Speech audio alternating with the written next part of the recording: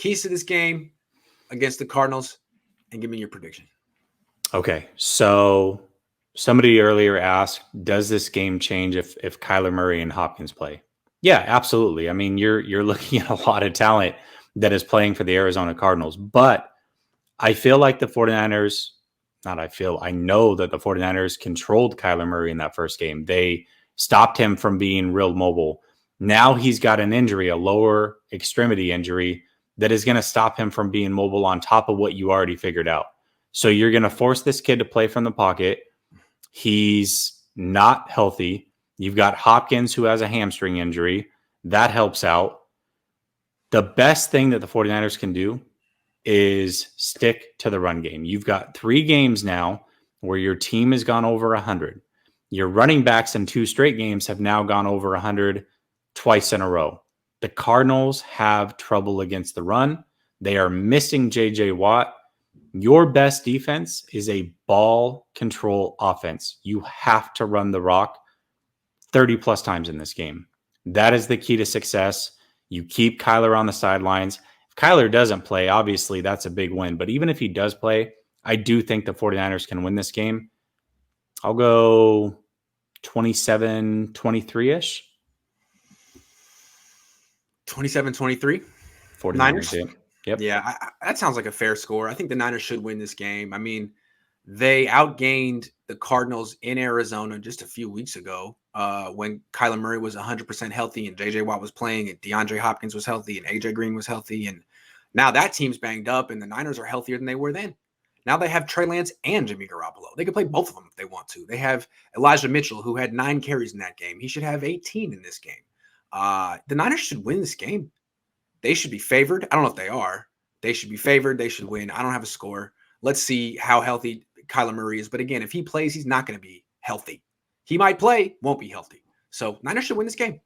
I think Vegas knows something too, because I believe the Cardinals were around a 4-point favorite early on.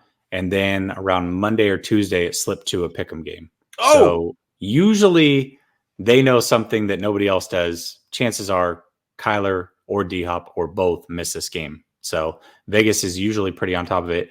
Let me ask you this.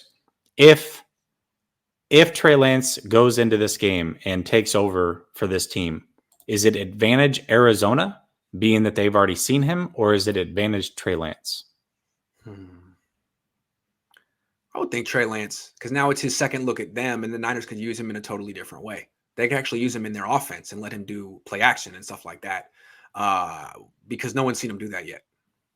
Yeah, I think that's a good point. Initially, I thought probably advantage Arizona, but yeah, if they use him completely different, that changes the whole ball game. It's a good point. Yeah. San Fran fan 82, thank you very much for becoming a member. Jeffrey says, do we know why Shanny hasn't played Sermon? No, that's the next doghouse. He can always say, well, he's a rookie, da-da-da-da. But what I like to do is I'm sly. I've been asking I asked Jimmy, I asked Kyle, and I asked Mike McDaniel today, what is so good about Elijah Mitchell? Because often the things that they'll decide to point out with him are things that the other guy isn't doing well. And what they come away with? Well, McDaniel says that he just hits the right hole consistently. He's hitting the right hole consistently, and he's becoming more decisive. That sounds like Mostert to me. Yep. What they always said about Mostert was amazing vision, amazing decisiveness. Like, he doesn't mess around, as opposed to Tevin Coleman, who was like dancing all the time. Yeah. Which Sermon has a little bit of that in him. He really does. Right. He's more patient. Yep. Right. So I think it's the vision and the decisiveness and the speed. Those 3 things are pretty much what made Mostert who he was. And it's I don't know if Mitchell has it at that same level, but he seems to have those things. So that's why they like him. And I don't know, Sermon, he may not. I don't think he has a good feel for running in this offense. He doesn't have the real skill set for. I don't know why they drafted him. I don't get it. I don't know. He has, so kind of going to your point that the things that they say good about Mitchell are maybe some of the weaknesses for Sermon. I feel like he has good vision, but he's not a one cut and go running back, and he certainly doesn't have the speed. So yeah, that's definitely a miss. One of the thoughts that I had was Banks and Sermon were meant to play with Trey Lance. I had that thought up until the Arizona game when Sermon was the starter the game before, and he got 1 carry. So now I have no idea what the heck they're doing. They just another thing that McDaniel said was they couldn't tell how good Elijah Mitchell was going to be on film. That this is something they discovered pretty much in games. That you could see flashes of it in practice, couldn't see it in film, and then in games you're like, oh my God, this guy is consistently finding the right holes and finishing violently. I think they just brought in Sermon and Mitchell, and we're like, oh, we were wrong about Sermon. He's not good, but this guy's good. That to me seems to be what they're really down on Sermon. And I don't know if we may find out why next year. I don't know. Now that we know about Ayuk, I guess Sermon's the next one to discover. Yeah, the 49ers do good at hedging their bets, don't they? Hey, we're going to take one offensive lineman here, one late. Yeah. One guy here, one late. And at least one worked out. Yeah, that's true. It's true. Yeah, that's very true. All right, Jesse, I got to go prepare for my KTVU hit. This was a lot of fun. Thank you, everyone, for watching. Thank you, Jesse, for doing this with me on an off night. Absolutely. Absolutely. Thank you guys for tuning in. Appreciate all of you. It was definitely an off night. Go tap into Last Second Sports. Would appreciate it. I don't know. I didn't listen to Damon Bruce's questions. What do you think? I don't know what. He's the guy who interviewed, who was it on 95.7? Jimmy. Oh, no, I thought he was bold. Yeah. I thought he was very bold. I don't know who those guys are, but yeah, I thought he was very bold. I mean, he was very honest in saying that he has been a big reason why people are on the Trey bandwagon and there's a lot of noise. He said, I've definitely contributed to that, which I think was bold of him.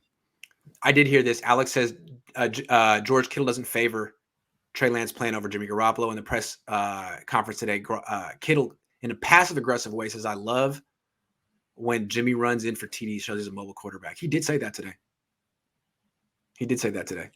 Gosh. Kittle frustrates me more and more every time he talks. Yep, absolutely. Going to be interesting to see what happens if the Niners just get rid of Jimmy Garoppolo. Like, where does that leave George? Do you want to be on the team anymore? Where are you going to be? Interesting to see. Man, he just doesn't seem like he's happy, man. I don't know. Something's off. Something's definitely off. And it's crazy because I remember when I first started watching you, Grant, one of the things that you said is these guys are professional. This was after 2019. I think you were talking about getting rid of Jimmy G, and people were asking you, well, what about Kittle? And you said, yeah, these guys are friends, but this is a business. He'll be professional. It doesn't seem like he's going to be professional about this situation. Yeah, it's a very strange locker room, and he's almost acting like it's his team. Like it's him and Jimmy's team, and he wasn't consulted on the trade, and he doesn't like it, and he doesn't approve. It's like, I don't know, man. Why don't you just play your position and stay healthy? Yeah, this whole thing's wild to me. Jamaican Boy says, thank you both for putting out content consistently. Thank you. Absolutely, Jamaican Boy.